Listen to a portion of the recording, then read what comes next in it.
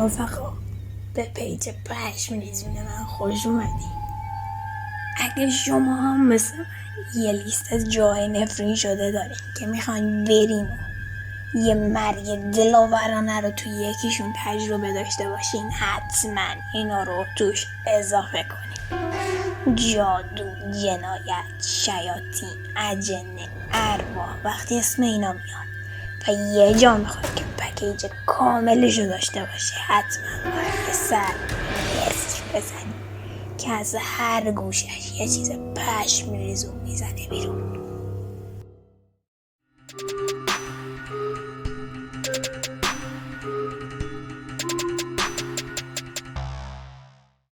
اهرام مصر یکی از پربازدیدترین مکانهاییه که فرد توش روح دیده میشه، ولی بازم مردم میرن. مسئله اینه که بسیاری از این روحا دارن هشدار میدن که اونجا رو ترک کنید و این امر مردم محلی رو به شدت آزار میده. تصور این که طی شب برخورد بکنی با ارواح شیطانی 1000 ساله‌ای که خشمگینن و به دنبال خونن، اصلا منتظر یه سفر خوب نیست.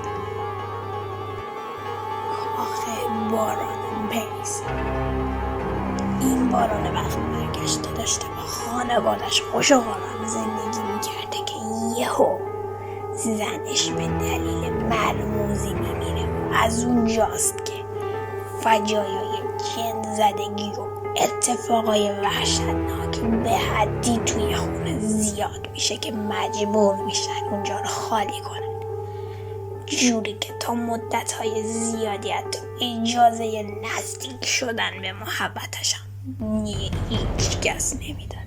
ولی حالا که خیلی زمان گذشته، میذارن کنجکاو هایی مثل من و شما بریم فقط بیرون اونجا رو ببینیم. حاضری امتحان بکنی؟ تشاور مرگ سربازانی که توی اردوگاه نظامی به صورت مرموزی بودن باعث شده روحشون اونجا سرگردون باشه، بی هدف شلیک کنن. شنیدن صدای گنده به خود پشم ریزونه. حالا فکر کن یه سری سرباز مرده که حتی درست آموزش هم ندیدن میخوان شلیک کنن. از زبان من ممکنه خنده دار به نظر برسه، ولی شرایط جوری وخیمه که اون منطقه رو ورود ممنوع کردن. خب شما هم مثل من هوس کردید یه سر برید مصر رو برگردید؟ نظرتون رو کامنت کنید. راستی لایک و سابسکرایب یادت نره، زنگولارم بزن. جاده الشریف و دینا، روح یه دختر جوون که معلوم نیست برای چی از تراس خونش پایین افتاده و مرده. یه تنه تمام خونه های اون خیابون رو تسبیح کرده، مردمون رو جا به جا خونه به خونه در حال بازی کردن با اسباب بازی های داخل خونه خودشون میبینن. ای کاش فقط همین. متاسفانه صدای جیغ و گریه های شبونش وحشت رو برای ساکنین بیشتر کرد.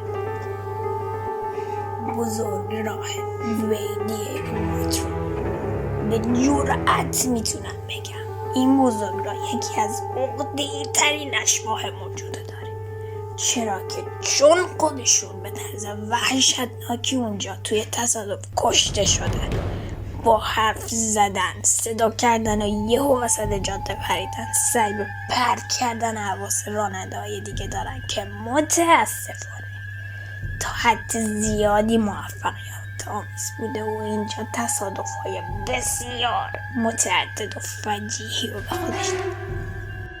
هرچی قدمت یک مکان بیشتر، ارواح شیطانیش قدرتمندتر. مثل دیگه تهش و یه تنه در آورده. از ستمگرایی که بعد مردن بلکن نیستن تا ستم دیده هایی که میخوان به همه بگن چی سرشون گذشته و متاسفانه جفتشون نظر ما براشون مهم نیست، اما من فرق میکنم. نظرت برام مهمه، پس کامنت یادت نره. لایک و سابسکرایبم اگه تا الان نزدی. بیکارشین بودو بزن. تا بعد.